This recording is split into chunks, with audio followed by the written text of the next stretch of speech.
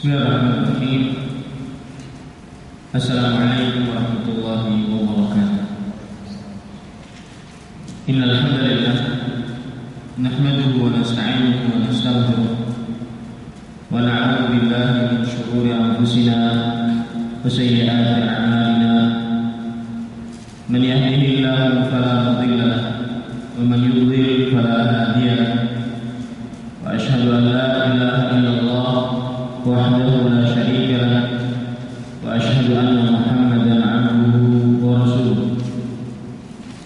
Ya ayyuhalladzina amanu taqullaha haqqa tuqatih wa la tamutunna illa wa antum muslimun. Ya ayyuhan nasu taqu rabbakum alladzi khalaqakum min nafsin wahidah wa khalaqa minha zawjaha wa batha minhuma rijalan katsiran wa nisaa. Wattaqullaha alladzi tasaaluna bihi wal arham innallaha kana 'alaykum raqiba. Ya ayyuhalladzina amanu taqullaha wa qulu qawlan sadida yuslih lakum a'malakum wa yaghfir lakum dhunubakum wa man yuti'illaha wa rasulahu faqad faza fawzan 'azima. Amma ba'du, fa inna asdaqal hadithi kitabullah wa khairal hadi hadi Muhammadin sallallahu alaihi wa ala alihi wasallam wa syarrul umuri muhdatsatuha wa kullu muhdatsatin bid'ah wa kullu bid'atin dhalalah wa kullu dhalalatin finnar. Alhamdulillah, kita bersyukur kepada Allah Subhanahu wa taala pada hari ini, hari Jumat pagi, tanggal 28 Sya'ban 1432 Hijriah, kita duduk bersama untuk kembali melanjutkan tentang kajian intensif kita seputar puasa yang sudah kita mulai 3 pertemuan, dan ini adalah pertemuan yang keempat yang masih membicarakan tentang sifat puasa Nabi Muhammad sallallahu alaihi wasallam. Salawat dan salam semoga selalu Allah berikan kepada Nabi kita Muhammad sallallahu alaihi wasallam, pada keluarga beliau, para sahabat, serta orang-orang yang mengikuti beliau sampai hari kiamat kelak. Para ikhwan yang dirahmati oleh Allah Subhanahu wa taala, saya berdoa dengan nama Allah yang husna dan sifat-sifatnya yang mulia, semoga apa yang kita lakukan sekarang termasuk amal ibadah yang ikhlas dan diterima oleh Allah Subhanahu wa taala, dan akhirnya kita mendapatkan ilmu yang bermanfaat serta bisa mengamalkan apa yang telah kita ilmui. Sifat puasa Nabi Muhammad sallallahu alaihi wasallam yang ke-15 yaitu memperbanyak membaca Al-Qur'an di dalam bulan Ramadan. Karena bulan Ramadan adalah bulan diturunkannya Al-Qur'an. Makanya Imam Ibnu Syihab Az-Zuhri rahimahullah taala, beliau berkata tentang bulan Ramadan, syahrul Ramadan syahrul tilawatil Qur'an wa it'amut ta'am. Bulan Ramadan adalah bulan untuk membaca Al-Qur'an dan memberi makan kepada fakir miskin.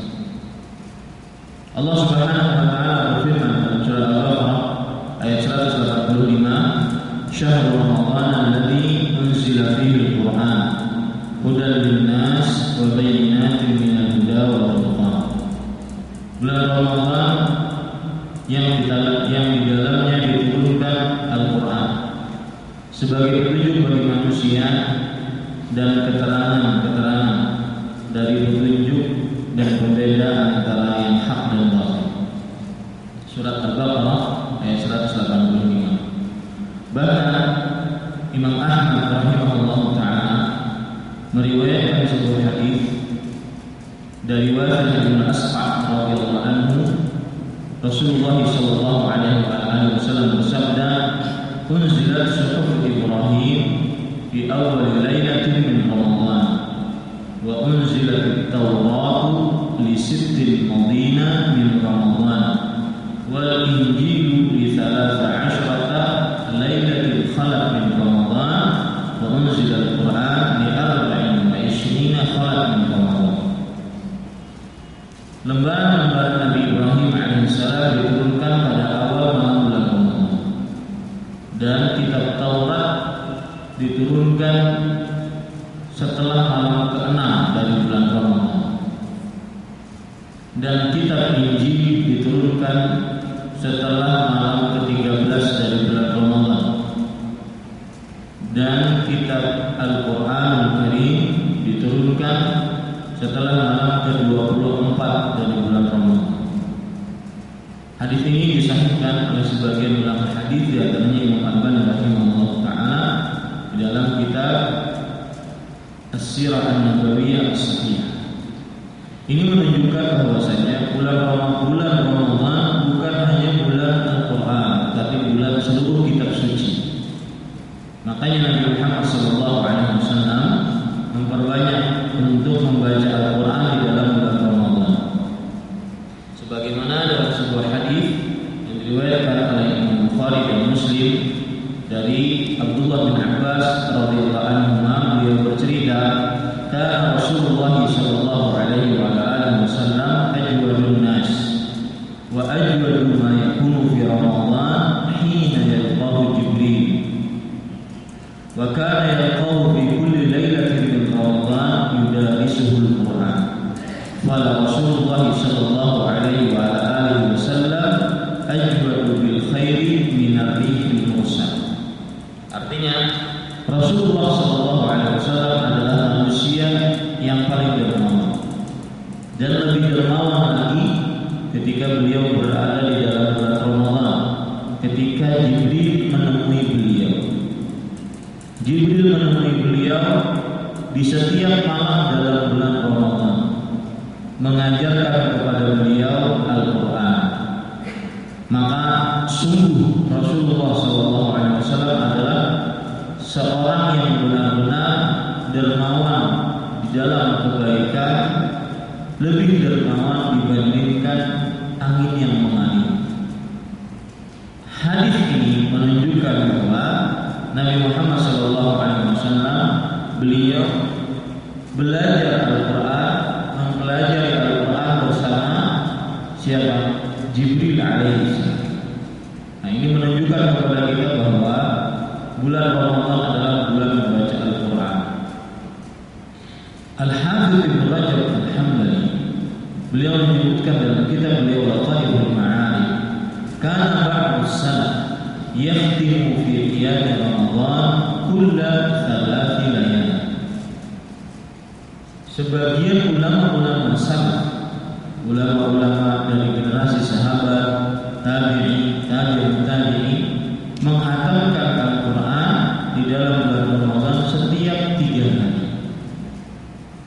Dan ini sangat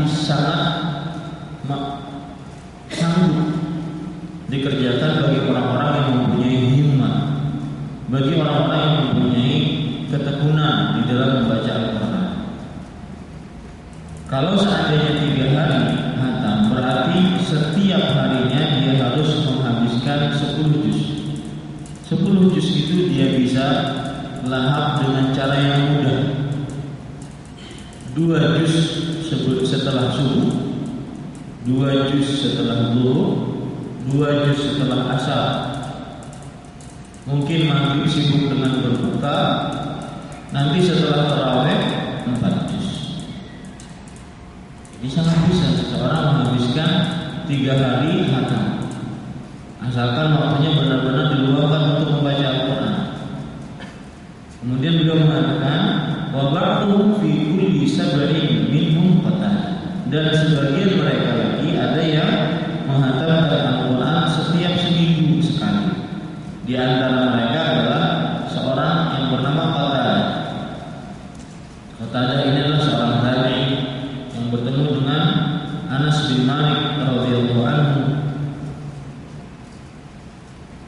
Dan kalau seminggu juga bisa, anggaplah 6 hari misalkan, maka berarti setiap harinya dia harus membaca Al-Quran berapa? 5 juz. 5 dikali 6 30 juz. Caranya seperti itu tadi. 1 juz setelah sholat subuh, 1 juz setelah sholat zuhur, 1 juz setelah sholat asar. Mungkin maghrib agak sibuk, 1 juz atau 2 juz setelah sholat tarawih. Selesai 5 juz, dan akhirnya 1 minggu tidak sampai dia sudah menghatamkan Al-Quran. Dan ini sudah banyak yang mencoba. Bagi siapa yang mempunyai kemauan yang tinggi, maka dia akan bisa dalam bulan Ramadan. Dan bacaan Al-Quran kita dalam bulan Ramadan harus lebih banyak frekuensi pembacaan nominal ayatnya di dalam bulan Ramadan dibandingkan bulan-bulan yang lain. Kenapa? Karena bulan Ramadan memang bulan membaca Al-Quran. Bulan Ramadan adalah bulan membaca Al-Quran. Kemudian fi wa ba'duhum fi kulli 'ashr minhum Abu Raja al-Qaribi. Dan di antara mereka ada yang mengatakan 10 hari sekali. 10 hari sekali lebih ringan lagi, 3 juz per hari. 10 hari berarti setiap bulannya dia, atau dalam 1 bulan itu dia menghatamkan 3 kali. Ini bagi yang lancar membaca Al-Quran itu batas maksimal, batas minimal sekali, 3 kali hatam selama sebulan. Sekali lagi, di dalam bulan Ramadan kita diperintahkan untuk memperbanyak membaca Al-Quran. Syahrul tilawatil Quran, kata Imam Ibnu Syihab Az-Zuhri rahimahullah ta'ala. Kemudian para ikhwan yang dirahmati Allah Subhanahu wa ta'ala, nah disinilah pentingnya kalau bulan Ramadan memperhatikan waktu.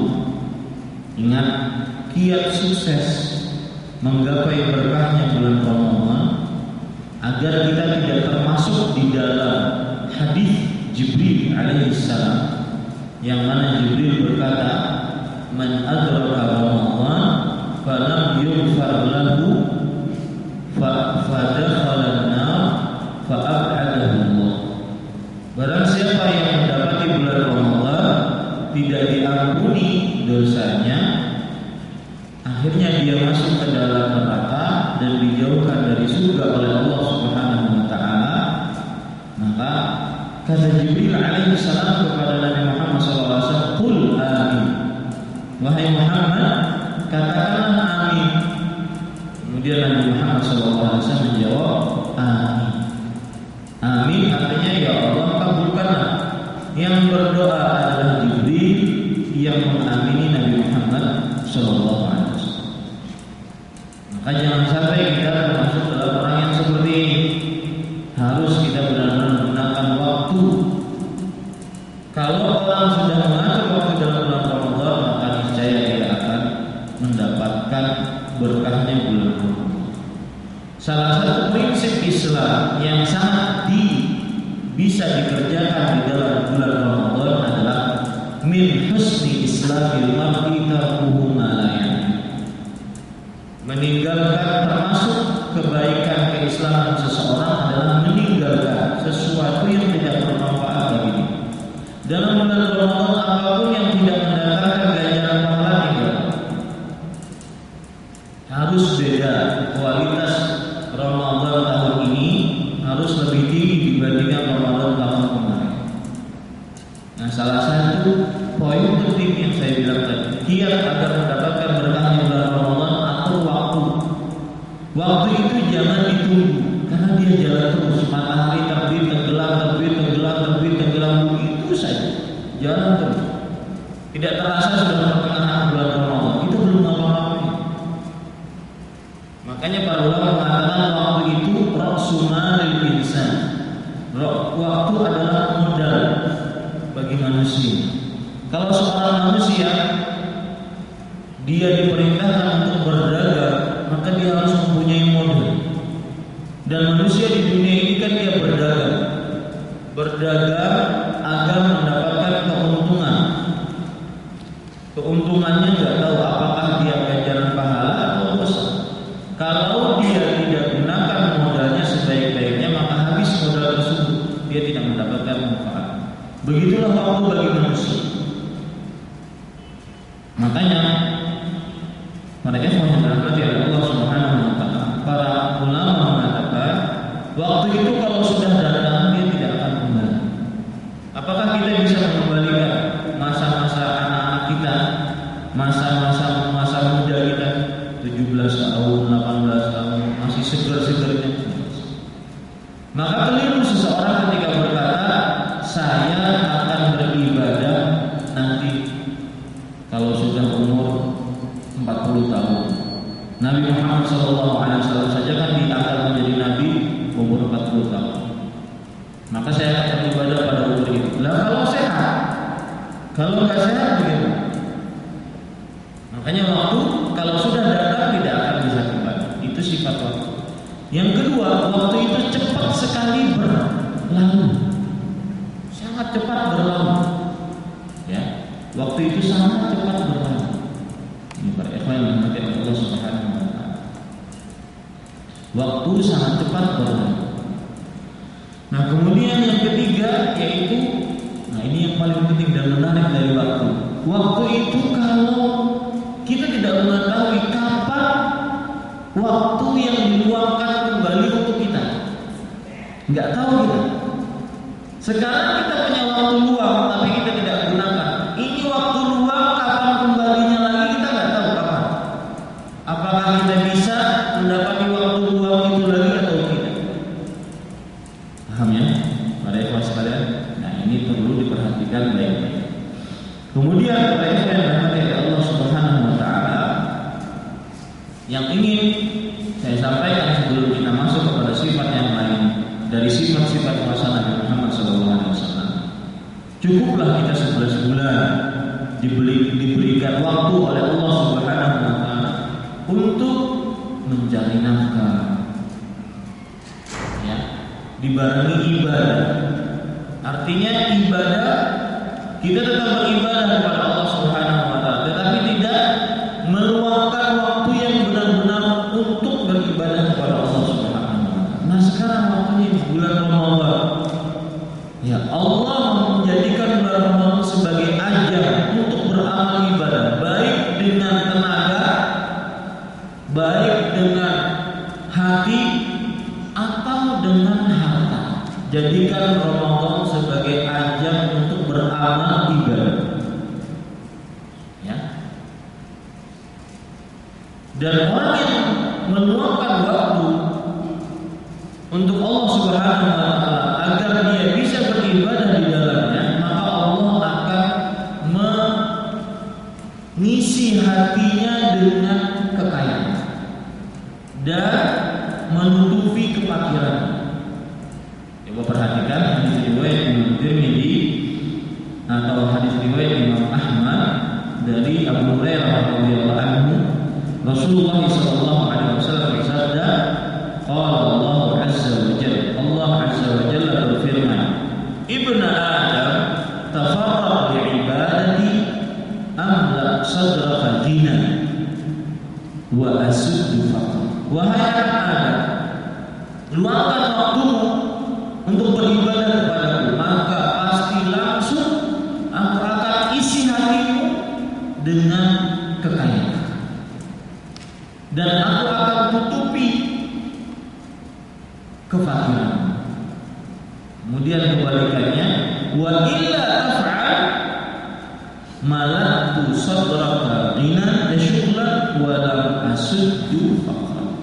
Kalau seandainya engkau tidak meluangkan waktu untuk beribadah kepadaku, maka aku akan isi hatimu dengan kesibukan. Sibuk aja, bawaannya sibuk aja.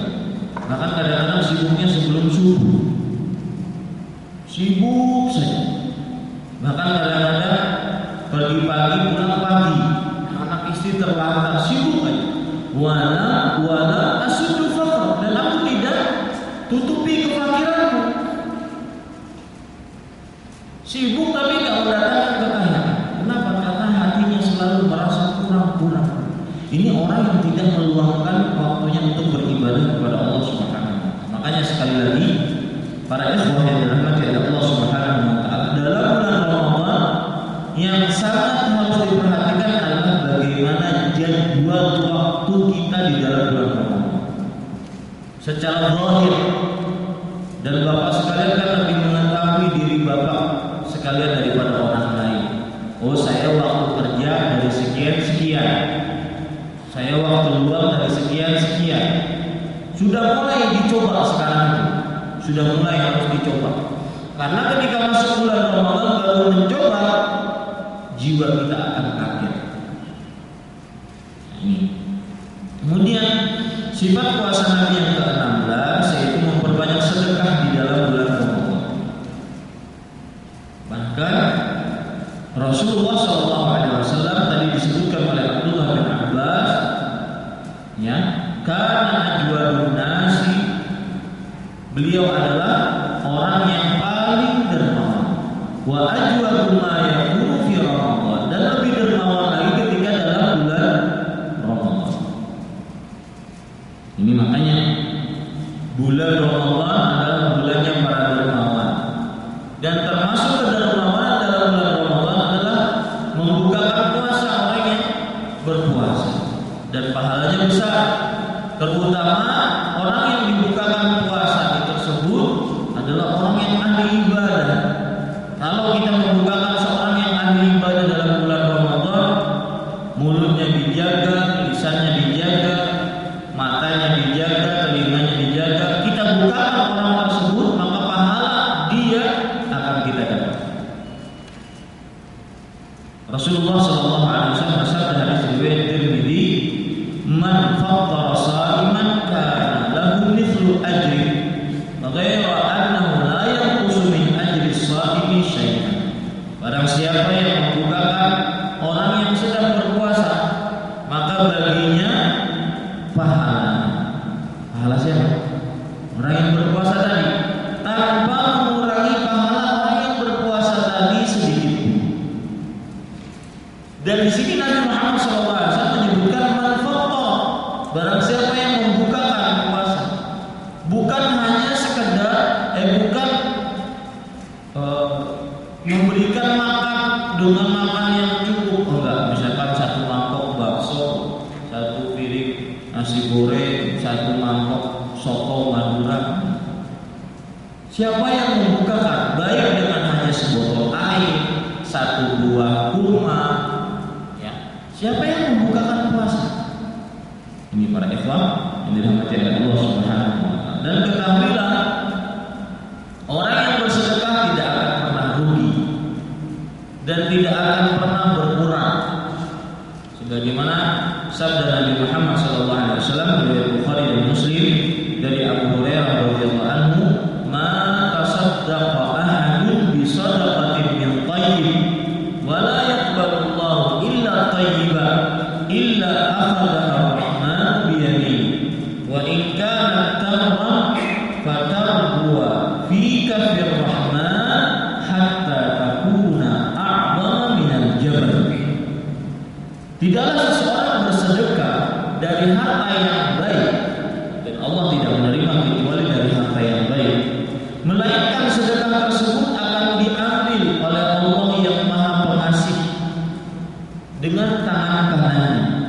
Jika sedekah tersebut berupa sebuah kurma, satu buah kurma, ya, fatar dua fi kafir, maka satu buah kurma tersebut akan membesar di tangan Allah Subhanahu wa taala atau di telapak tangannya Allah Subhanahu wa taala, sehingga sebuah kurma tersebut menjadi lebih besar daripada gunung. Sebuah kurma, jangan diremehkan.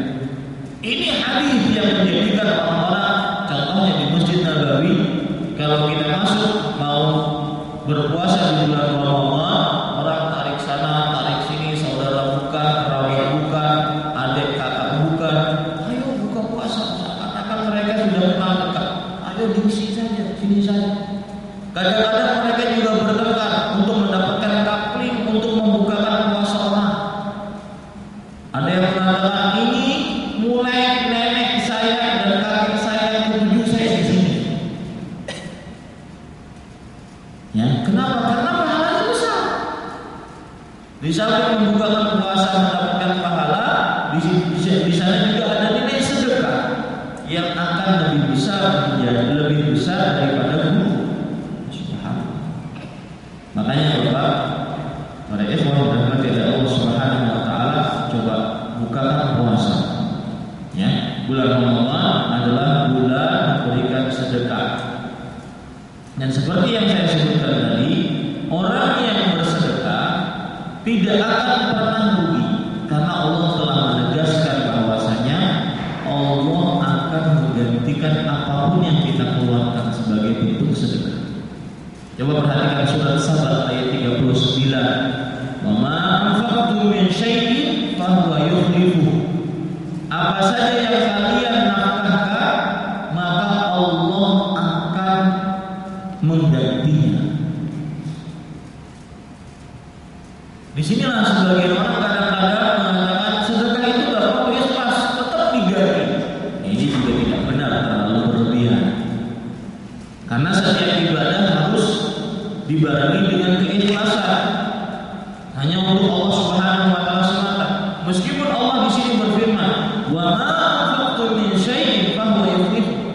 Apa saja yang kalian telah nafkahkan, maka Allah akan menggantinya. Ini menunjukkan ada syarat dan ada jawaban syarat. Syaratnya adalah apabila kalian berinfak, pasti jawabannya itu diganti oleh Allah. Jadi jangan takut. Orang yang berinfak akan mendapatkan keutamaan yang sangat luar biasa. Makanya Rasulullah SAW bersabda, "Ma naqasat shadaqatun min mal." Tidaklah sedekah itu berkurang. Mengurangi harta, sedekah itu tidak akan mengurangi. Ya, meskipun kita nominalnya berkurang, misalkan kita punya 10.000, ada orang minta kita kasih 5.000, berkurang. Yang kita miliki adalah 5.000 di dalam tangan kita. Tetapi itu sebenarnya bukan harta kita. Yang kita infakkanlah harta kita. 5.000 tersebut. Dan 5.000 tersebut yang kita infakkan dengan keikhlasan akan menjadi lebih besar daripada ini. Ini para ikhwan dan hadirin Allah Subhanahu wa taala. Sifat puasa Nabi yang ke-17 yaitu menyuruh berumrah di dalam bulan Ramadan. Hal ini beliau sebutkan di dalam hadis riwayat Imam Bukhari dan Muslim dari Abdullah bin Abbas radhiyallahu anhu. Beliau bercerita bahwa Rasulullah SAW pernah berkata kepada Ummu Sinan, seorang wanita dari kaum Ansar. Nabi Muhammad SAW bertanya, "Mana an takuni hajjati ma'ana?" Apa yang menghalangi engkau untuk berhaji bersama kami, yaitu haji wada? Kenapa engkau wahai Ummu Sinan tidak menunaikan haji bersama kami di haji wada? Ummu Sinan radhiyallahu anha menjawab, "Nadhihani kana li abi fulan," yakni zawjah, "hajja huwa wa ibnuhu ala ahadihima wa kana al-akharu yasqi alaihi gulana ardan lana." Wahai Rasulullah, kita cuma punya 2 onta. Satu onta dipakai oleh suamiku dan anak lelakiku untuk berhaji bersama. Satunya lagi kami gunakan untuk menyirami tanah kami, yaitu pertanian. Jadi ontanya itu digunakan untuk bertani. Maka saya sendiri, istrinya tidak mempunyai kendaraan untuk menunaikan ibadah haji. Makanya saya tidak menunaikan ibadah haji. Itu alasan Ummu Sinan radhiyallahu anha. Lalu Nabi Muhammad SAW pun setelah mendengar hal tersebut, beliau bersabda, "Fa inna umratan fi Ramadan taqdi hajjah." Sesungguhnya berumrah di dalam bulan Ramadan mengganti haji. Dalam riwayat yang lain, hajjatan ma'i, mengganti atau senilai dengan berhaji bersama. Sah. Maka luangkan waktunya, terutama kita yang di Arab Saudi dekat. Paling cuma 100 real dari dalam, atau 160 kalau seandainya sudah pertengahan bulan Ramadan. Kalau di akhir baru mahal, mungkin sampai 200. Itu pun tidak seperti biaya dari negara-negara lain atau dari negara kita. Makanya luangkan waktunya sebaik-baiknya. Yang menikahnya agak sulit, di lobi terus dulu, sehingga bisa menunaikan ibadah ibadah umrah di dalam bulan Ramadan. Sifat puasa Nabi yang ke-18 adalah beliau di dalam bulan Ramadan kadang berpuasa dan kadang tidak berpuasa ketika bepergian. Jangan sampai telat ya, jangan sampai terpotong-potong tulisannya. Wah, Ustaz bilang kadang berpuasa, kadang tidak berpuasa. Harus ada belakangnya ketika bepergian. Nabi Muhammad SAW dalam bulan Ramadan kadang berpuasa, kadang tidak berpuasa ketika bepergian. Maksudnya apa? Termasuk sifat puasa Nabi Muhammad SAW.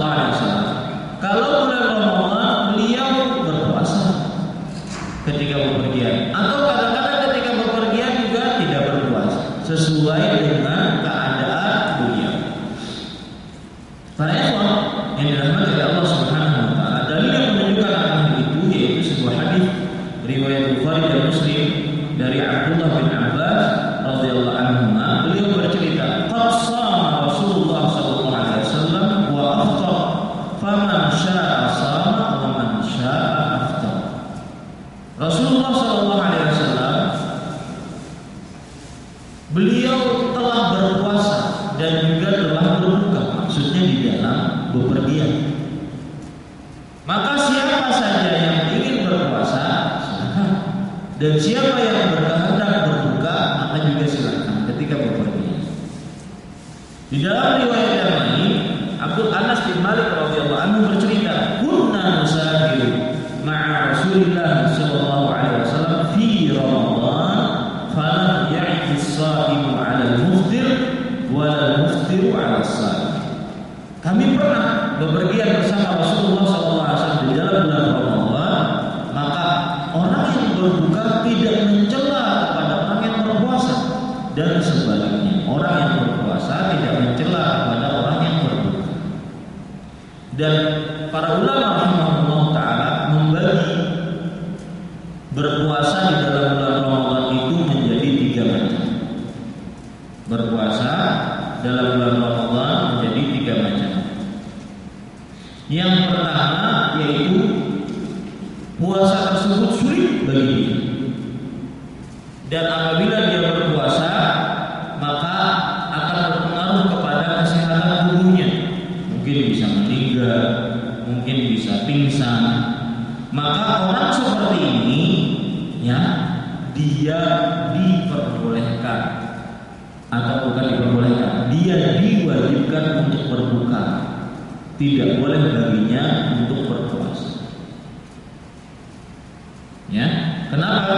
Karena menjaga kesehatan nyawa lebih utama dibandingkan mengerjakan syariat Islam.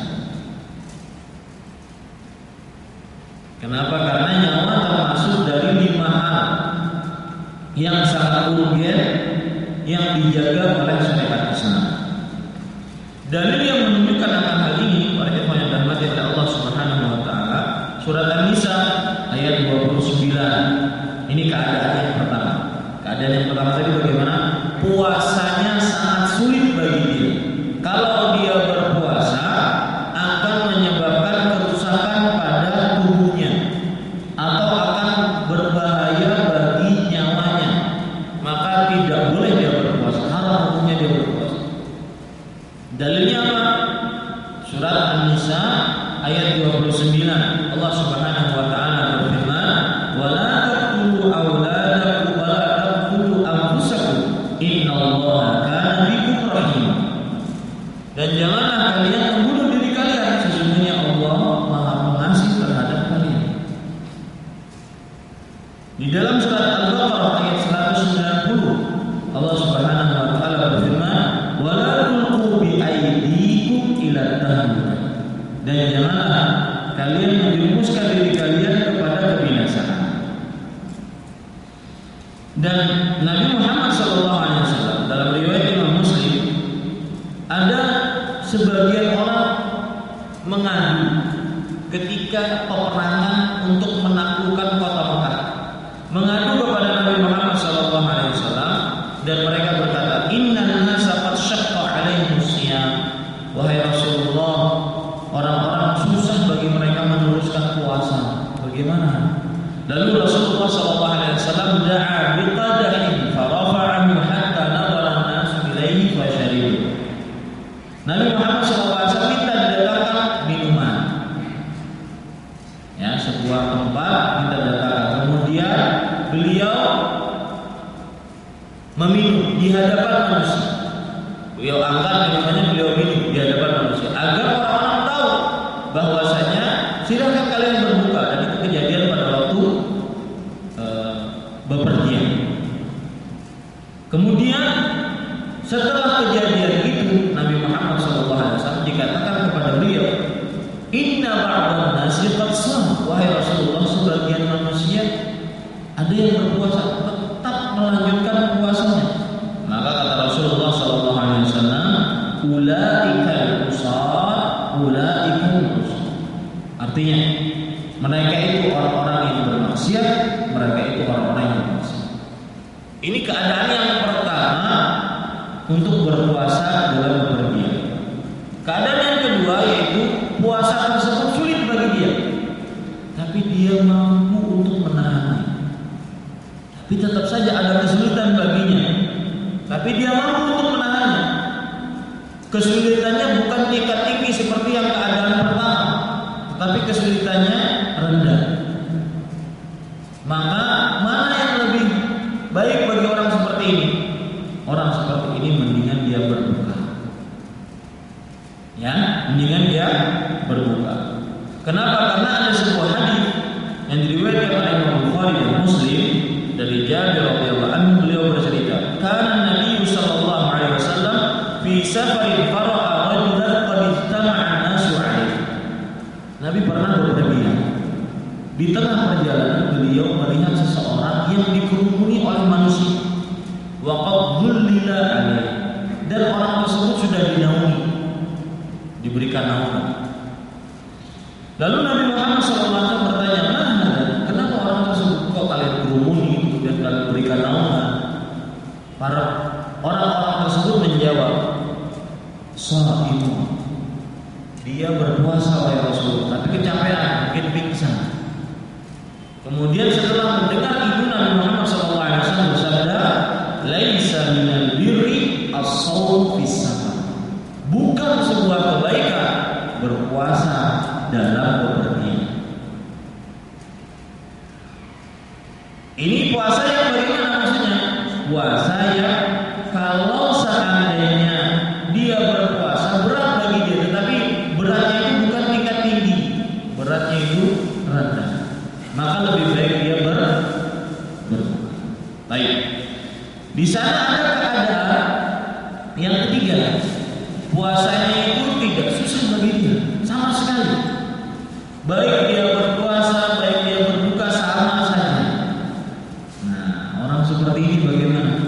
Apakah dia berbuka atau dia berpuasa yang lebih baik? Maka para ulama terjadi perbedaan pendapat di antara mereka. Ada yang mengatakan berbuka karena itu adalah keringan. Ada yang mengatakan berpuasa karena beberapa. Wallahu a'lam. Kalau seandainya puasanya sama dengan berbukanya tidak menyulitkan dia, maka silakan dia berbuka. Berpuasa. Kenapa? Karena beberapa sebab. Yang pertama yaitu puasa dia telah mencontoh Rasulullah SAW. Karena Rasulullah SAW juga berpuasa pada bepergian. Yang kedua, berpuasa dalam keadaan bepergian yang tidak menyulitkan dia, ini lebih, terutama bulan Ramadan, lebih cepat untuk menunaikan kewajiban. Ya, kalau ada orang bepergian, misalkan dari Jakarta ke Kalimantan, 1 jam 45 menit pakai pesawat, boleh nggak dia berbuka? Hah? Boleh dia berbuka. Tapi mana yang lebih utama? Ini yang terjadi perbedaan pendapat di antara ulama. Para ulama bersepakat boleh dia berbuka. Tetapi terjadi perbedaan pendapat mana yang lebih utama. Ini yang terjadi perbedaan pendapat. Nah, yang lebih utama ada yang mengatakan berbuka, ada yang mengatakan tidak berbuka. Yang mengatakan tidak berbuka karena kata mereka, yang mengatakan berbuka karena ini keringanan Allah, kenapa nggak diambil? Dan Allah mencintai keringanannya dikerjakan, sebagaimana Allah membenci maksiatnya dikerjakan. Ada yang mengatakan berpuasa aja selama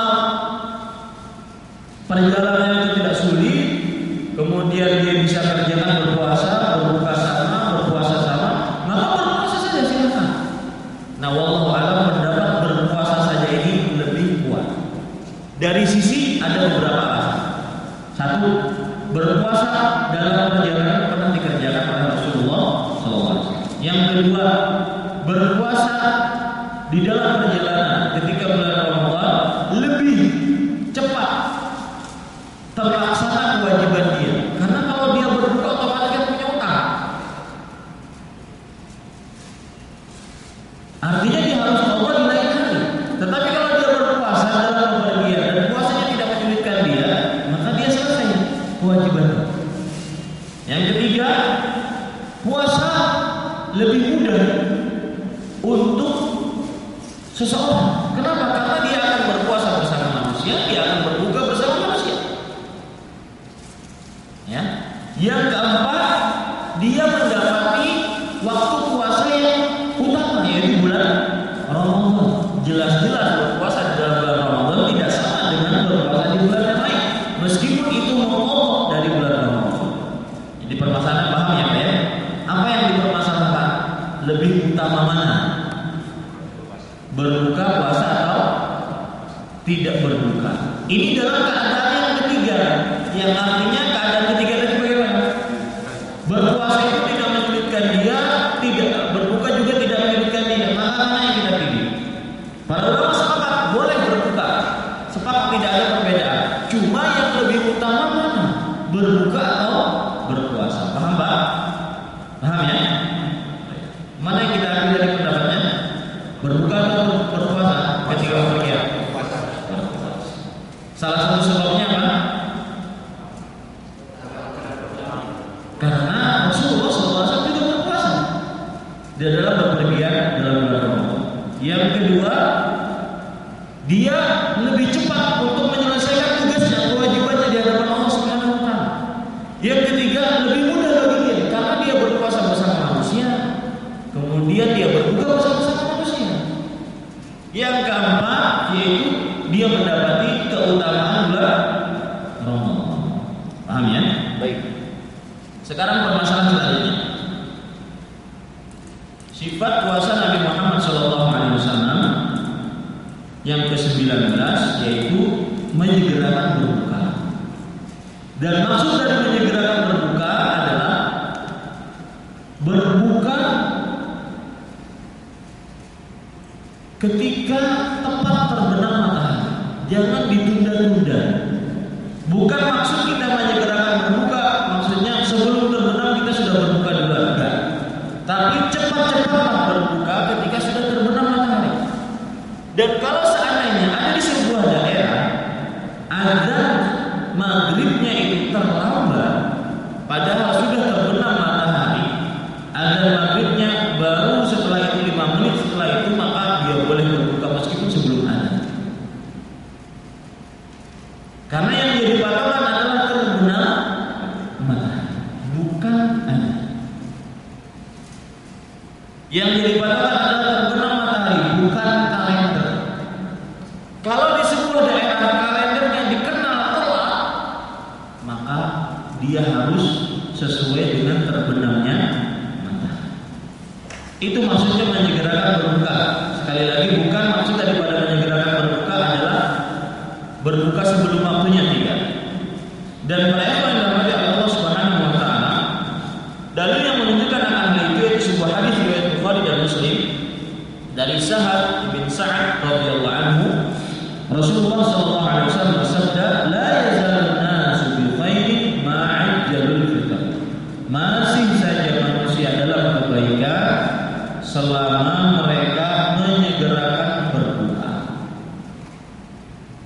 Ya, ini terutama mungkin teman-teman kalau maghrib masih di luar rumah, maka jadikan pelajaran. Maghrib kemarin saya nggak bawa apa-apa, harus ini maghrib ini saya harus bawa apa-apa, sehingga kalau sudah waktu berbuka saya harus berbuka secepatnya. Meskipun hanya sebuah rumah, hanya sebotol air, atau hanya satu sambusa, apa saja.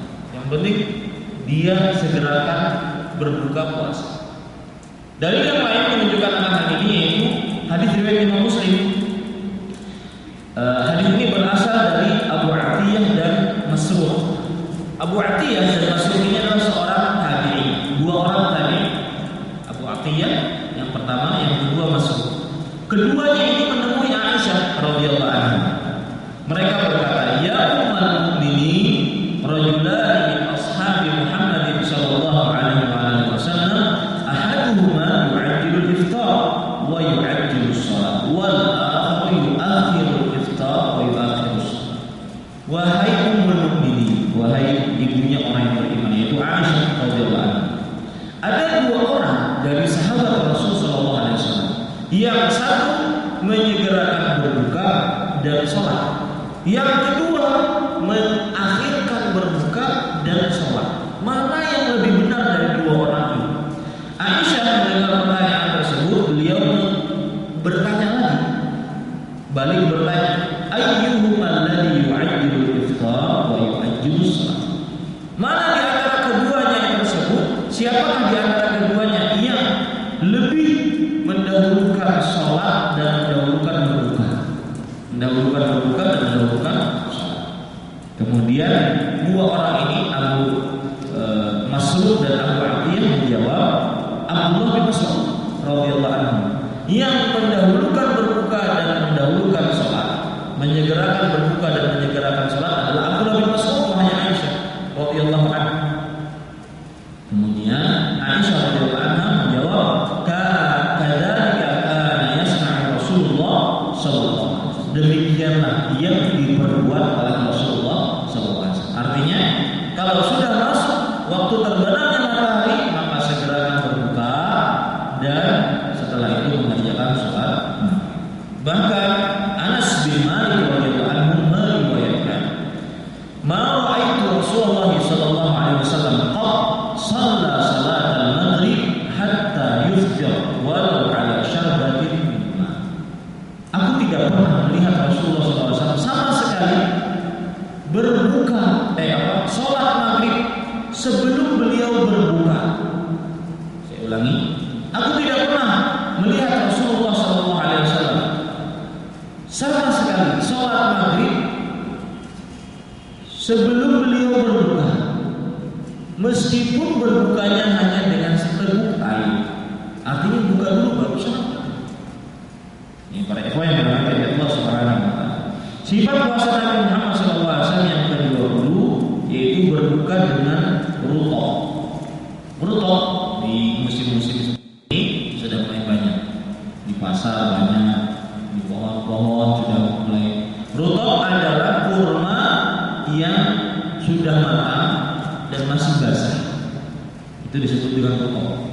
Kalau tamr adalah kurma yang sudah matang dan kering.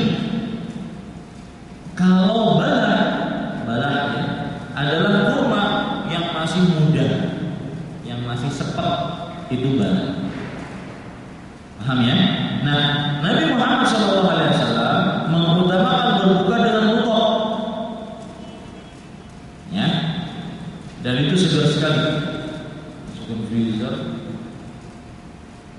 makannya sangat lambat, enak banget. Itu yang disediakan di masjid-masjid Nabawi. Rutok, karena yang paling banyak kan kurma, kebun kurma di Masjid Nabawi di kota Madinah. Rutok, kemudian laban atau yogurt kalau kita itu, zabadi dalam bahasa Arab. Itu yang mereka sediakan. Dan memang sangat cocok sekali. Dan itulah yang dikerjakan oleh Nabi Muhammad SAW. Ketika memakan yang manis-manis, pasti beliau balas. Silakan antum baca dalam kitab Zadul Setiap beliau yang makan manis-manis pasti beliau barteri dengan yang dingin-dingin. Itu pasti. Dan Rasulullah SAW dalam makannya teratur sekali. Dalam tata cara makan, pola makan itu sudah dijelaskan oleh para ulama. Ternyata makan Nabi Muhammad SAW itu sangat sehat. Contohnya. Dan yang berbicara di hadapan itu belum bisa mencontoh. Saya cuma bisa menyebutkan. Nabi Muhammad SAW bersabda, "Hasbul adami luqaimatun yutimna sulbah." Cukup bagi manusia beberapa suap saja yang dengannya dia menegakkan tulang sulbi. Kalau orang lapar kan biasanya begini meringkuk. Kalau dia kenyang kan biasa ya, begini ambil bantal ya ular. Ya. Nah, kata Nabi Muhammad SAW, cukup bagi manusia beberapa suap saja yang dia dengannya menegakkan tulang sulbi. Kalau seandainya tidak cukup, fa in ghalabat nafsuhu al-adamiyah, kalau seandainya hawa nafsunya mengalahkan manusia tersebut, maka kata Nabi Muhammad SAW solusinya ini. Yang kedua, thuluthun lit-ta'am wa thuluthun lis-syarab wa thuluthun lin-nafs. Sepertiga untuk makan, sepertiga untuk minum, sepertiga untuk bernafas. Jangan 3/3 untuk makan. Ya, susah nafasnya, susah minumnya. Ini para ikhwan yang dimuliakan Allah Subhanahu wa taala. Nah, sifat puasa Nabi Muhammad SAW yang ke-20 yaitu berbuka dengan Allah. Dalilnya disebutkan Imam Abu Dawud dari Anas bin Malik radhiyallahu anhu. Hadis ini ada yang melemahkan sebagian, tapi insyaallah hadisnya hasan. Karena Nabi sallallahu alaihi wasallam yuftiru qabla an yusalli 'ala raqabati fa in lam takun raqabatin fa 'ala tamaratin. Fa in lam takun tamarat hasawatin. Nabi Muhammad sallallahu alaihi wasallam berbuka dengan rutab. Kalau enggak ada dengan kurma kering. Kalau enggak ada meneguk beberapa teguk air. Kemudian sifat puasa Nabi Muhammad SAW yang ke-21, beliau berdoa. Dan jangan lupa bahwasanya doanya orang yang berpuasa itu tidak ditolak, sebagaimana yang diberitahukan oleh Rasulullah SAW di riwayat Imam Baihaqi. Salatu da'awatin la turad. 3 doa yang tidak ditolak. Da'watul walid wa da'watus shaim wa da'watul mazlum. Doanya orang tua, doanya orang yang berpuasa, dan doanya orang yang teraniaya tidak akan ditolak. Makanya ketika kita berpuasa banyak-banyak berdoa. Di dalam riwayat yang lain dan dilemahkan oleh sebagian ulama, da'watus shaim hatta yuftir. Artinya doanya orang yang berpuasa sampai dia berbuka. Dalam riwayat yang lain lagi, da'watus shaim hina yuftir. Doanya orang yang berpuasa ketika berbuka. Nah ini ya, riwayat-riwayat seperti ini ada sebagian yang lemah. Yang sahih tadi yang awal saya sebutkan. 3 doa yang tidak tertolak, yaitu da'watus shaim, doanya orang yang berpuasa, salah satu. Kapan saja. Dan Nabi Muhammad SAW, beliau kalau sudah berbuka, beliau membaca doa. Ya, Nabi Muhammad SAW kalau sudah berbuka, jadi sudah makan baru berdoa. Dalam hadis riwayat Imam Abu Dawud dari Abdullah bin Umar radhiyallahu anhu, beliau bercerita, kana Rasulullah sallallahu alaihi wasallam idza afṭara qala dhahaba adh-dhamam wa batandatil 'uruq wa thabata al-ajru insyaallah. Nabi Muhammad SAW jika berbuka, bisa diartikan jika telah berbuka. Jadi pas berbuka beliau baca doa ini. Atau setelah beliau makan, bismillah, baru beliau makan baca doa ini. Dua-duanya bisa dikerjakan. zahabil uruq wa thabatal ajru insyaallah. Artinya telah hilang dahaga, telah terisi usus dan telah tetap ganjaran pahala dengan kehendak Allah Subhanahu wa taala. Ada orang yang mengatakan, Ustaz, kalau doanya Allahumma laka sumtu wa ala rizqika aftartu bi rahmatika ya arhamar rahimin, atau dalam doa yang Allahumma laka sumtu wa alaihi tawakkaltu wa ala rizqika aftartu bi rahmatika ya arhamar rahimin. Ini ada riwayatnya, tetapi riwayatnya lemah karena di dalamnya ada seorang perawi yang lemah dan kita tidak bisa mengamalkan hadis yang lemah meskipun hanya di dalam masalah berdoa. Karena ketika kita berdoa harus benar-benar yakin bahwasanya ini pernah dikerjakan oleh siapa? Rasulullah SAW. Sifat puasa Nabi Muhammad SAW yang ke-22 yaitu sholat tarawih di dalam bulan Ramadan. Dan sholat tarawihnya Nabi Muhammad SAW diceritakan oleh Aisyah radhiyallahu anha dalam hadis riwayat Bukhari bahwasanya beliau pernah ditanya, Aisyah radhiyallahu anha pernah ditanya, "Kaifa kanat salat Rasulullah sallallahu alaihi wasallam fi Ramadan?" Bagaimanakah salatnya Rasulullah sallallahu alaihi wasallam dalam bulan Ramadan? Maksudnya salat tarawih, salat malam. Aisyah radhiyallahu anha menjawab, "Ma kana Rasulullah sallallahu alaihi wasallam yazidu fi Ramadan wala fi ghairihi ala 11 rakaat." Rasulullah SAW tidak pernah menambah dalam bulan Ramadan atau di selain bulan Ramadan dari 11 rakaat. Yusalli arba'an fala tas'al an husnihinna wa qulihinna. Thumma yusalli arba'an fala tas'al an husnihinna wa qulihinna. Thumma yusalli thalathan.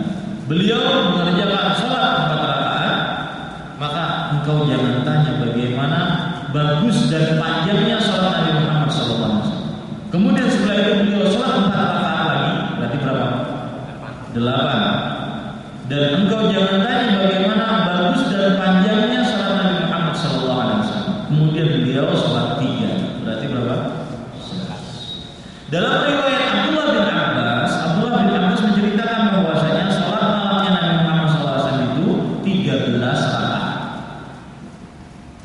13 rakaat ini berarti 10 salat tarawih dan 3 salat witir. Dan termasuk sifat salat malamnya Nabi Muhammad SAW secara umum, baik tarawih, tahajud atau salat malam lainnya, beliau ketika memulai salat malam, beliau memulainya dengan 2 rakaat yang ringan, sebagaimana yang dikerjakan oleh Rasulullah SAW dan diriwayatkan oleh Imam Muslim. Beliau iftataha as-salata bi raka'ataini khafifatain. Beliau mengerjakan 2 rakaat, membuka salat dengan 2 rakaat yang ringan. 2 rakaat yang ringan. Nah, dari sini para ikhwan dirahmati Allah Subhanahu wa taala kita bisa ambil pelajaran bahwa salatnya Nabi Muhammad SAW khususnya dalam bulan Ramadan yaitu salat tarawih menurut Aisyah tidak lebih daripada 11 rakaat. Menurut Abdullah bin Abbas tidak lebih daripada 13 rakaat. 1. Yang kedua, salatnya Nabi Muhammad SAW, sifat salat tarawih beliau sangat panjang. Yang kedua. Yang ketiga, sangat bagus. Artinya sangat bagus, disempurnakan rukun dan kewajiban salatnya. Ya. Kemudian yang keempat, salatnya Nabi Muhammad SAW untuk salat malam dikerjakan secara 2 rakaat salam, 2 rakaat salam. Ya, 2 rakaat salam, 2 rakaat salam. Hal ini berdasarkan hadis riwayat Bukhari dan Muslim, riwayat Muslim, ya. Bukhari dan Muslim. Salatul laili masna masna. Salat malam itu 2. Ustaz, di awal tadi kan Aisyah bercerita yusolli arba'an, beliau salat 4 rakaat. Ini menunjukkan kan Ustaz 4 rakaat sekaligus. Makanya di masyarakat ada 4-4-3. Mereka berdalil dengan riwayat Aisyah tersebut. Tetapi yang paling kuat adalah penafsiran dari Nabi Muhammad SAW akan 4 rakaat yang diceritakan oleh Aisyah tersebut. Yaitu beliau bersabda, "Sholatul laili masna masna." Sholat malam itu 2. Artinya 2 rakaat salam, 2 rakaat salam. Kalau ada yang sholat 4 rakaat, bagaimana Ustaz? Tidak bisa kita ingkari. Kenapa? Karena memang zahir hadisnya seperti itu. Kalau ada orang yang 4 rakaat salam, 4 rakaat salam, lalu 3, ya tidak bisa kita ingkari karena mereka berdalil dengan hadis. Tetapi kita katakan yang lebih utama pendapatnya adalah apa? 2. Dan semestinya yang 4-4-3 juga harus mencoba yang sholatnya 2 rakaat salam, 2 rakaat salam, sehingga dia mencoba seluruh sunnah Rasulullah Sallallahu Alaihi Wasallam. Baik.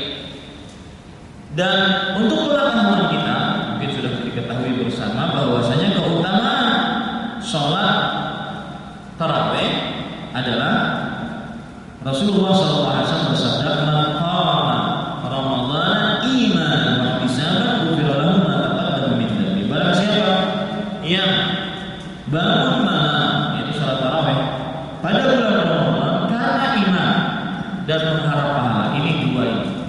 Kenapa kita sholat tarawih? Karena iman. Kenapa kita sholat tarawih? Karena mengharap pahala. Akan diampuni dosa-dosanya yang telah. Baik. Sifat puasa Nabi yang ke-23, betul ya? Adalah beliau memerintahkan sholat tarawih bersama imam. Jadi kalau ingin sholat tarawih, maka dianjurkan untuk sholat bersama imam, sangat dianjurkan. Hal ini karena terdapat di dalam sholat bersama imam banyak sekali manfaatnya dan besar keutamaannya. Sebagaimana hadis riwayat Imam Ahmad dari Abu Dzar radhiyallahu anhu tentang bulan Ramadan atau sholat tarawih dalam bulan Ramadan, Nabi Muhammad SAW bersabda, "Innahu man qama ma'al imam hatta yansharif kataballahu lahu qiyamul lail."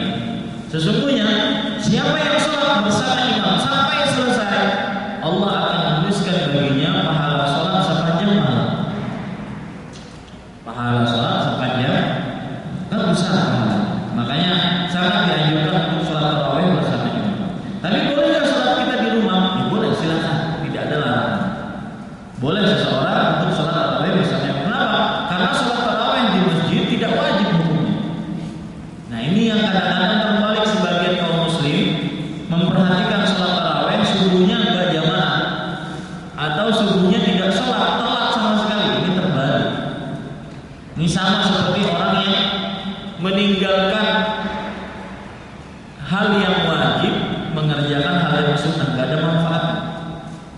Ya, mengerjakan sholat tarawih berjamaah, tapi sholat subuhnya enggak berjamaah. Padahal sholat tarawih berjamaah itu enggak wajib. Boleh saja seseorang sholat tarawih di rumah, silakan. Bersama anak istrinya, silakan. Muji hafalan, boleh, sangat boleh sekali. Ya ini pada puasa kita. Baik. Nah sekarang ada permasalahan. Kalau wanita bagaimana Ustaz? Boleh nggak ke masjid? Silakan ke masjid. Karena Rasulullah SAW bersabda dalam hadis riwayat Abu Dawud dari Abu Hurairah radhiyallahu anhu, "La tamna'u ima Allah masajidallah." Jangan kalian larang wanita-wanita hamba Allah untuk pergi ke masjid-masjid Allah Subhanahu wa taala. Tidak boleh suaminya untuk melarang istrinya pergi sholat berjamaah di masjid. Cuma kalau ditanya mana yang lebih utama, sholatnya wanita di rumah atau sholatnya di masjid Nabawi, bukan hanya sekedar masjid, masjid Nabawi, maka kita jawab sholatnya wanita di kamarnya lebih utama daripada sholatnya di masjid Nabawi, apalagi di masjid-masjid lain. Dalilnya apa? Hadis riwayat Imam Ahmad, ada seorang perempuan yang bernama Ummu Humaid. Ummu Humaid ini adalah istrinya dari Abu Humaid As-Sa'idi. Beliau berkata kepada Rasulullah SAW, "Ya Rasulullah, inni uhibbus salata ma'aka." Wahai Rasulullah, aku sangat suka sholat bersama engkau. Yaitu di Masjid Nabawi, karena Nabi Muhammad SAW sholat wajib itu selalu di Masjid Nabawi. Kemudian Rasulullah SAW menjawab, "Qad 'alimtu annaki tuhibbina as-salata ma'i wa salatuki fi baitiki khairun laki min salatiki fi hujratiki." Artinya, aku telah mengetahui bahwasanya engkau sangat suka sholat bersama. Tetapi sholatmu di kamar besarmu lebih baik daripada sholatmu. Saya ulangi, sholatmu di kamar kecil lebih baik daripada sholatku di kamar besar. Ya. Wa salatuki fi hujratiki khairun min salatiki fi dari. Dan sholatku di kamar besarmu lebih baik daripada sholatku di tengah-tengah rumahmu. Wa salatuki fi dari khairun laki min salatiki fi masjidi qaumiki. Dan sholatmu di tengah-tengah rumahmu lebih baik daripada sholatmu di masjid kampungmu. Wa salatuki fi masjidi qaumiki khairun laki min salatiki fi masjidi. Dan sholatmu di masjid kampungmu lebih baik daripada sholatmu di masjidku. Ya, maka kalau seorang wanita ingin pergi sholat tarawih, silakan di masjid. Tidak mengapa. Seorang suami tidak boleh melarang asalkan menjaga syarat-syarat untuk pergi ke masjid. Di antaranya tidak pakai minyak wangi untuk aurat, tidak bersalaman dengan laki-laki yang bukan mahram, tidak berdua-duaan, tidak bercampur dengan laki-laki yang bukan mahram. Ya, boleh saja. Tetapi kalau ditanya mana yang lebih baik yang jelas di rumah. Hatta di Masjidil Haram, Masjid Nabawi. Bagaimana? Kalau seorang wanita pergi ke Masjidil Haram, Masjid Nabawi, tetap kita katakan hadis Nabi-nya seperti itu. Karena hadis Nabi berkenaan dengan Masjid Nabawi. Maka sholatnya di hotel yang lebih baik daripada sholatnya di Masjid Nabawi. Tapi kalau seandainya dia ingin ke Masjid Nabawi, ingin mendapatkan 1000 sholat, pahala 1000 sholat atau pahala 100.000 sholat kalau di Masjidil Haram, maka yaitu mau terus. Paham ya Pak Ibu sekalian? Baik. Kemudian sifat puasa Nabi Muhammad SAW yang ke-25 mengerjakan sholat witir. Al-Hafidz Ibnu Hajar rahimahullah ta'ala beliau mengatakan, "Fa innahu qad thabata annahu sallallahu alaihi wasallam kana la yad'u sunnatal fajr hadran wa la safaran wa kadzalika al-witr." Sesungguhnya telah tetap sahih riwayatnya tentang Nabi Muhammad SAW bahwasanya beliau tidak pernah meninggalkan 2 rakaat sebelum subuh, baik dalam keadaan bepergian atau mukim, dan juga tidak pernah meninggalkan sholat witir. Ini riwayat menjadi jawaban bagi kita kalau kita pergi haji ketika kita di Muzdalifah. Kalau sudah sampai di Muzdalifah, orang-orang yang menunaikan ibadah haji, dia mengerjakan sholat maghrib tambah sholat isya lalu tidur. Ada yang bertanya, sholat witir tidak Ustaz? Ini jawabnya. Nabi Muhammad SAW tidak pernah meninggalkan sholat witir, baik dalam keadaan bepergian atau dalam keadaan mukim. Paham ya para ikhwan sekalian? Allah Subhanahu wa taala. Nah, tata cara sholat witir bisa dikerjakan dengan 2 cara. Dikerjakan 3 rakaat sekaligus salam atau 2 rakaat salam, 1 rakaat salam. Dua-duanya telah sahih dari Rasulullah sallallahu alaihi wasallam. Ya, dua-duanya telah sahih dari Rasulullah sallallahu alaihi wasallam. Dan sholat witir sebagian ulama mewajibkannya, sebagian yang lain mengatakan sunnah muakkadah. Dan memang hadisnya sangat ditekankan, yaitu hadis riwayat Imam Abu Dawud dari Abu Ayyub Al-Ansari radhiyallahu anhu, "Al-witru haqqun 'ala kulli muslim." Witir itu merupakan kewajiban atas setiap muslim. Makanya Imam Ahmad mengatakan orang yang tidak pernah sholat witir itu tidak berhak untuk jadi saksi.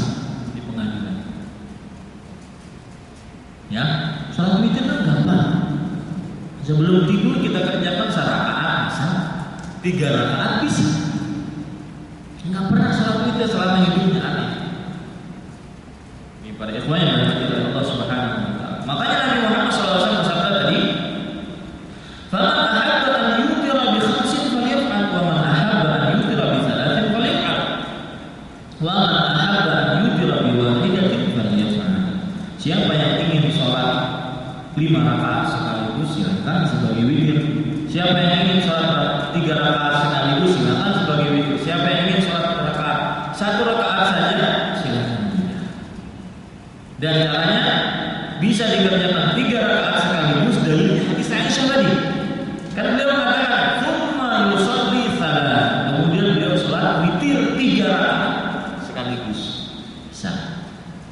Atau dikerjakan dengan cara dipisah 2 rakaat salam, 1 rakaat salam. Paham ya para ikhwan sekalian? Dalil yang menunjukkan akan bahwasanya dipisah yaitu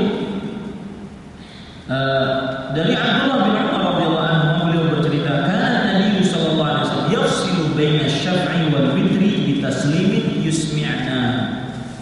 Nabi Muhammad sallallahu alaihi wasallam membedakan antara salat yang genap dengan salat witir.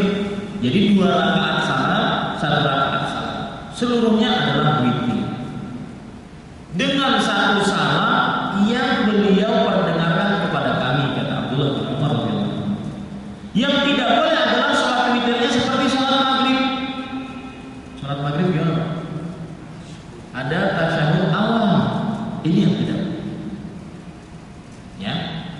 Yang tidak boleh adalah ada tasyahud awal. Karena Rasulullah SAW bersabda hadis riwayat Imam Hakim, "La tutiru bi thalathin fashabbahul maghrib."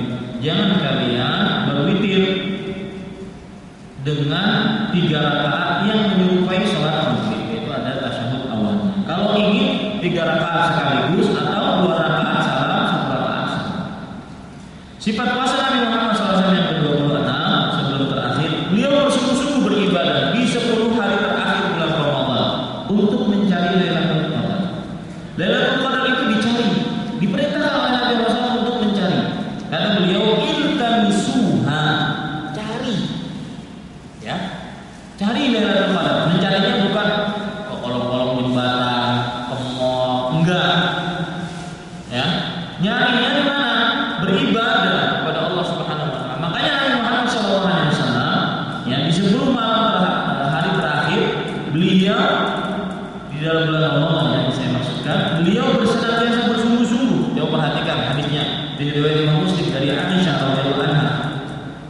Karena Rasulullah sallallahu alaihi wasallam yajtahidu fil 'ashril awakhir ma la yajtahidu fil ghairi. Nabi Muhammad sallallahu alaihi wasallam bersungguh-sungguh, artinya beribadah di 10 hari terakhir, tidak seperti sungguh-sungguh di hari-hari lain.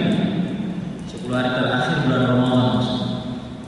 Di dalam riwayat yang lain, hadis riwayat Imam Bukhari dan Muslim dari Aisyah radhiyallahu anha juga, karena Rasulullah sallallahu alaihi wasallam idza dakhala al-'ashra ahya al-laila wa ayqadha ahla wa jadda wa shadda al-mizan.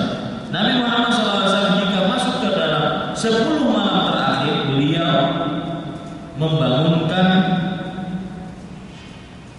keluarganya, bersungguh-sungguh beribadah dan mengikat tali sarung. Para ulama mengatakan maksud daripada mengikatnya Rasulullah SAW tali sarung beliau adalah kinayatun an ibti'adil jima, sebuah ungkapan yang menunjukkan menjauhi persetubuhan dengan istri gara-gara untuk beribadah di 10 malam hari terakhir dalam bulan Ramadan. Makanya kita harus cari dengan benar-benar beribadah kepada Allah Subhanahu wa taala. Yang terakhir termasuk sifat puasa Nabi Muhammad SAW yang ke-27 yaitu beriktikaf di hari-hari terakhir dari bulan Ramadan. Baik 10 hari boleh ataupun 20 hari terakhir dalam bulan Ramadan. Nabi Muhammad SAW ketika di dalam bulan Ramadan yang mana beliau mendapati selama hidup beliau itu 8 kali atau 9 kali bulan Ramadan, karena diwajibkannya puasa bulan Ramadan itu kan tahun kedua Hijriah. Otomatis 9 kali beliau mendapati bulan Ramadan. tahun kedua Hijriah, tahun ke-11 ke-11 Hijriah beliau meninggal. Berarti 9 kali beliau mendapati bulan Ramadan. Setiap tahun beliau senantiasa beriktikaf di masjid selama 10 hari terakhir dari bulan Ramadan. Kecuali di tahun yang beliau meninggal, di dalamnya beliau beriktikaf selama 20 hari. Nah, ini menunjukkan bahwasanya waktu iktikaf boleh seseorang iktikaf entah dia 10 hari atau 20 hari di hari-hari akhir bulan Ramadan. Dalilnya hadis riwayat Bukhari dan Muslim. Jibril kana ya'rudu 'ala Nabi sallallahu alaihi wasallam al-Qur'an kull 'amin marrah fa'arada 'alaihi marratayn fil 'am alladhi qubida fihi. Jibril alaihi salam senantiasa mengajari Nabi Muhammad sallallahu alaihi wasallam Al-Qur'an di setiap tahun, yaitu dari bulan di dalam bulan Ramadan satu kali. Dan waktu itu Jibril alaihi salam memperlihatkan kepada Nabi Muhammad SAW Al-Quran 2 kali di tahun yang Nabi Muhammad SAW meninggal di dalam. Kemudian wa kana ya'takifu fi kulli 'amin 10, dan Nabi Muhammad SAW beriktikaf di setiap tahun 10 hari terakhir. Wa fa'takafa 20 fil 'am alladhi qubida. Tetapi Nabi Muhammad SAW beriktikaf 20 hari di tahun yang beliau meninggal di dalamnya. Nah, inilah para ikhwan yang dirahmati Allah Subhanahu wa taala, sifat-sifat puasa Nabi Muhammad SAW. Sekitar ada 27 yang saya kumpulkan, dan mudah-mudahan itu menjadi pedoman kita ketika kita beribadah puasa yang akan kita hadapi kira-kira 1 hari lagi atau 2 hari lagi, sesuai dengan penglihatan hilal di awal bulan Ramadan. Dan mudah-mudahan kita berdoa kepada Allah Subhanahu wa taala dengan nama-nama Allah yang husna dan sifat-sifatnya yang mulia. Semoga kita diberikan taufik oleh Allah Subhanahu wa taala untuk mendapatkan berkah di dalam bulan Ramadan, ampunan di dalam bulan Ramadan, kemerdekaan dari api neraka dalam bulan Ramadan. Allahumma amin. Apa yang baik itu dari Allah Subhanahu wa taala, apa yang buruk itu dari kami pribadi manusia biasa. Wassalamualaikum warahmatullahi wabarakatuh. Walhamdulillahirabbil alamin. Wassalamualaikum